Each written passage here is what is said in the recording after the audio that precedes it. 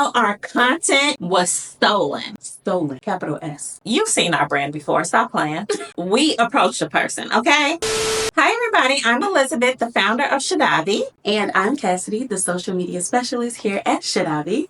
And today we are going to bring you a story time about how our content was stolen. Stolen, capital S. Yes. So I came up with this idea. I thought about it before, and I happened to see on social media someone post a story time of their content being stolen. So I was like, well, we should do that too, because this was dramatic for us. Very, extremely. And I have clips, so y'all are going to see like our actual reactions as this was happening. This is first thing in the morning. It was a Friday. We had a busy Thursday, and we already had Friday planned. I happened to open my phone. I see our content show up on my feed on Instagram. Not from our page. Not from our page. I said, oh, this must be us.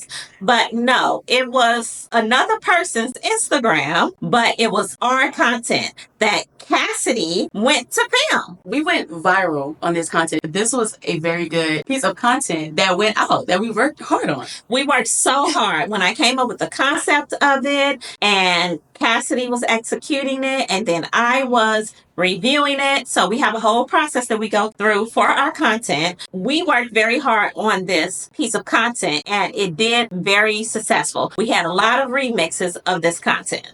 And I think the thing that hurt us the most was that we featured our products at the very end of the video. Mm-hmm. And the person that reposted it as theirs strategically snipped off the portion at the end where we highlighted the brand, Shedavi. And it was just kind of like, wow. Why would you do that? I mean, we know why you did it, because this person, I guess they feel like maybe they're our competition or something, so they wanted to use the content. We approached a person, okay? So that was a whole thing in itself. That was a whole nother thing. So we probably spent like 30, 45 minutes commenting under it, trying to tell people, because the video was doing really good. And that was like another thing. It's like our work that we're not getting recognized for is like catching momentum again, and it's not really fair. Like the traffic, or at least some form of recognition, should come from the brand that created it and posted it. Right. So when you remix this, the original brand should be included in that remix. Mm-hmm. Not someone else that you remixed from, or that this person remixed from. No, the original brand. But it was clear who the original brand was because we were at the end of the video. But that person cut us out of the video so that they could just get complete credit and seem like they created the video when they did not create the video, and then reposting the video, cutting us out of it, and then promoting their products in the caption.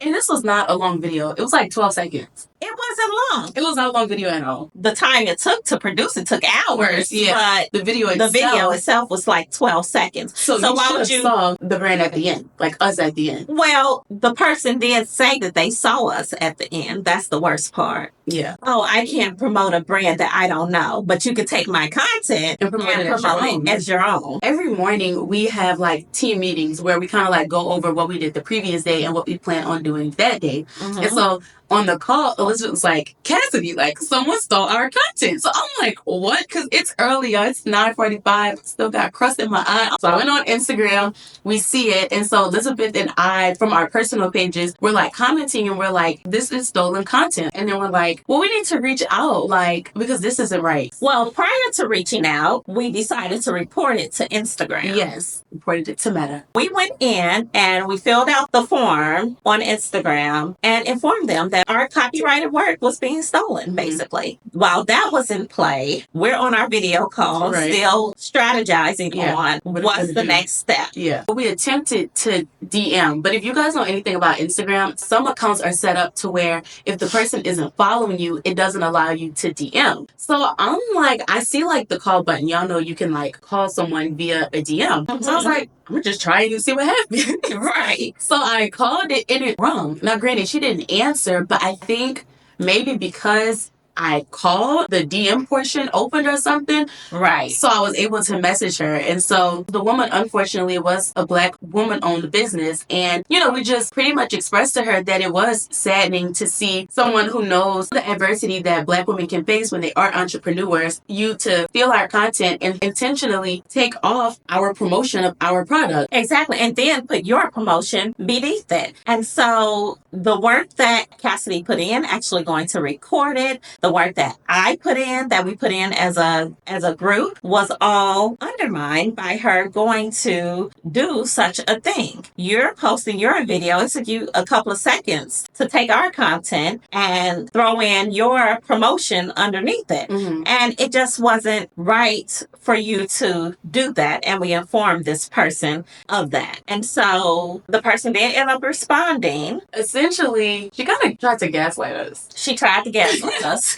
She was basically like, we should turn off our remix and like not allow other people to remix. Like she's educating us on how to use Instagram, as if she knows about how things work more than we would know. And we were explaining to her, remixing it was not the problem. Multiple pages remixed it, and we didn't have to, tell them, hey, don't remix it. Exactly. But they kept the entirety of the video. So even people that were seeing it from those remixes saw Shedavi. And some people even put Shedavi in the front of the video. They changed it a little bit and put Shedavi at the front and said, go shop with this brand. And that was a beautiful thing. But for her to cut us out and try to remix it as if it was her content, and she can't promote another brand, and she doesn't know how they work, and you've seen our brand before. Stop playing.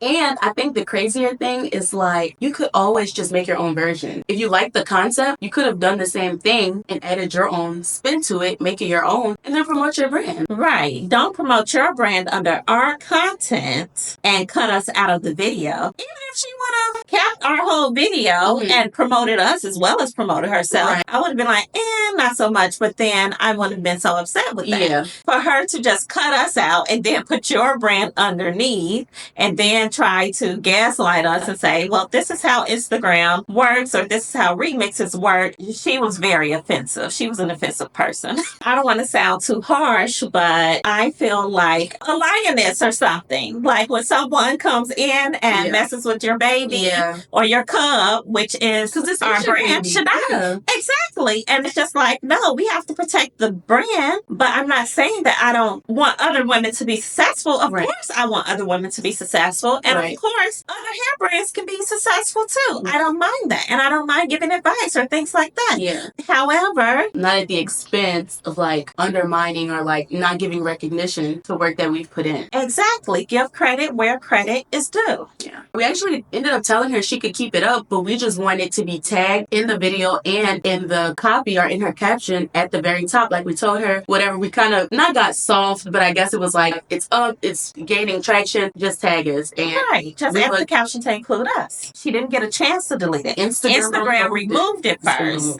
Instagram removed it. I received the email as we were contacting her. We received the email that Instagram had removed. So that was, I love that they were able to do that and that they responded so quickly in getting it down. It was like an hour later and it was down. So we didn't have to worry about her removing it. That was pretty much it. It was a long day though. That Friday, having to a lot take of different things. Time when we could have been getting other work done. To handle that, it was like crazy. But I guess it was good because we had the weekend to look forward to. So here's the learning lesson, guys, from this. You have to protect your brand. There's a lot of copies of everything out here, and people are going to copy and do their own thing, but you have to put in your own work. That's the thing with these brands and with people. There are a fair amount of people who will take shortcuts. And if you want to be successful, don't always take a shortcut to make your brand successful, and not even just your brand, but your life successful. Don't just take what somebody else. Yes, you can use people as inspiration, but don't just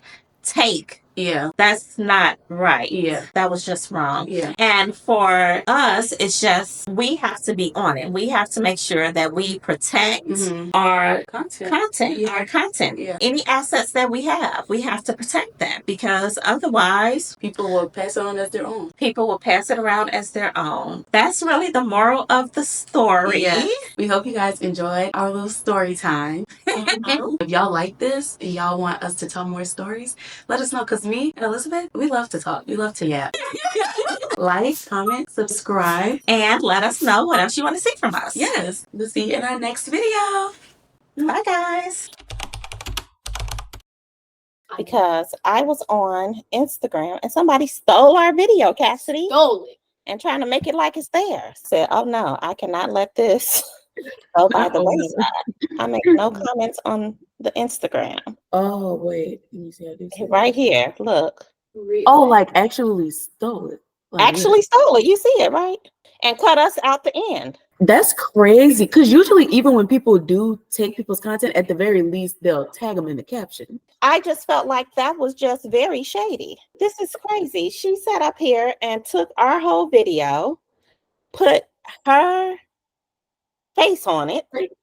Her reactions. Her reactions, not her face. She has her reactions in here and didn't give us any credit. How do you feel about people making products for our hair who don't know our hair, or owning products that don't for our hair, but you sit up here and steal another Black woman's video? And how did you even do that? Like, I would feel so weird doing that. Like, I would just make my own at that point. Like, if you really liked it that much, just make your own, add your own creative spin to it, whatever the case may be. How would you feel if somebody did that to you?